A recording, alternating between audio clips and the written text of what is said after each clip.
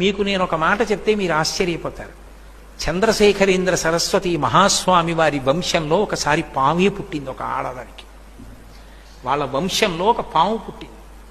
పాము పుడితే 10 మందిలోకి ఆ పాముని తీసుకెడితే పాముని భయపడతారని తీసుకెళ్లేవారు కాదు. ఆ పాము వాళ్ళ ఇంట్లో తిరిగేది.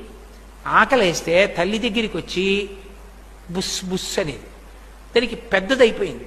పాలు పట్టడం ఎలా అనుమానపడి వాళ్ళు రోట్లో పాలు పోసి చల్లారబెట్టి అది వచ్చి పాలు తాగడం అలవాటు చేశారు. తప్పనిసరి పరిస్థితుల్లో ఆవిడ ఓ పేరంటానికి వెళ్లాల్సి వచ్చింది. పక్క ఊరు ఇంట్లో ఉన్న వృద్ధురాలికి చెప్పింది, అమ్మా రోట్లో పాలు పోసి చల్లార పెట్టండి, ఆ పాము తాగుతుంది వచ్చని. ఆ పాము వచ్చి పాలు తాగుతుందని తెలిసి కూడా ఇంట్లో వృద్ధురాలు మరుగు పాలు పోసింది. ఈ పాము తిన్నగా వచ్చి రోలిక్కి పాలు రోజు తల్లి పట్టడం అలవాటు, ఆ పాలనుకుని తాగబోయింది.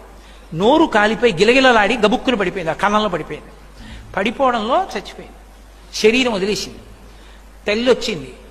కడుపున పుట్టిన బిడ్డ చనిపోతే ఏడిచినట్టు ఏడ్చి అంత్యేష్టి సంస్కారం చేశారు.